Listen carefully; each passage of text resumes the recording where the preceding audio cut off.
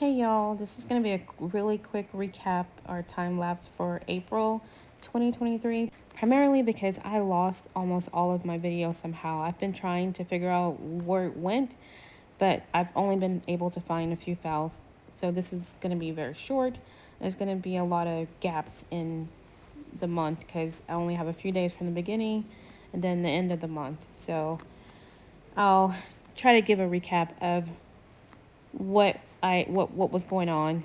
Now this big bin back here, the 17-gallon laundry tote that a lot of us use in the garden because they used to be $5, now they're almost $8. But anyway, I was using this to make my own super juice or compost tea or banana water.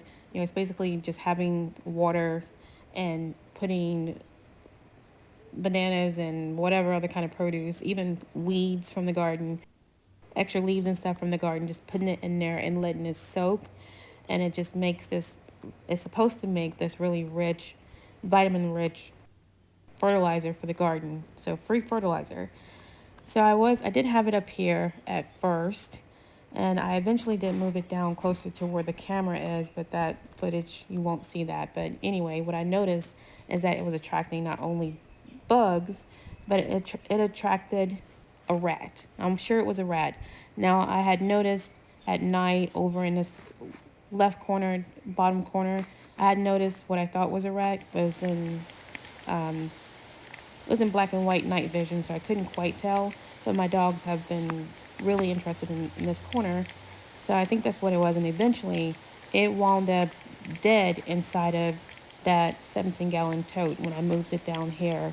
And at this point, I had already removed it and discovered it and moved it because you could have seen it from down here when it was here. So this is after all of that, and so I switched back to just using the 511 fish emulsion fertilizer because that was just too much trouble than it was worth. I do still have my jars that have lids that have like bananas and stuff in them, and I'll maybe use those.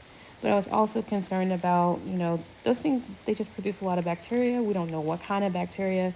So I was really paranoid handling something like that with all this bacteria in it. I was making sure I used gloves, making sure it wouldn't get to my dogs, although my dogs were highly interested in it, to the point that they were like licking the bottom of one of my containers where it was seeping out. I had to turn it around so the holes wouldn't be accessible. So anyway, that made me kind of iffy on using compost tea in the future, even in the jars. But I definitely won't have it out in the open like it was because it was attracting mosquitoes and all kinds of other bugs. I never saw any maggots or anything, but it ultimately attracted a rat. And you can see one of my dogs over here looking in this area because this is where it was. And I don't think there are any more. I haven't seen any more on camera, but they still do kind of travel over there. And I've cleared out that area to make sure they can access everything because I don't want anything like that in my yard. But anyway, I also wanted to mention that the collard greens, I had to stake them because the wind was blowing them over. And so they were staked, but you'll see in the videos from May what happened with those. I did also move my seedlings from indoors to outdoors, and my beans and peas are over where the grow bags are. And they did get attacked by bugs, but most of them survived. Anyway, that's a quick recap. Sorry I lost so much of the video. Thanks for watching.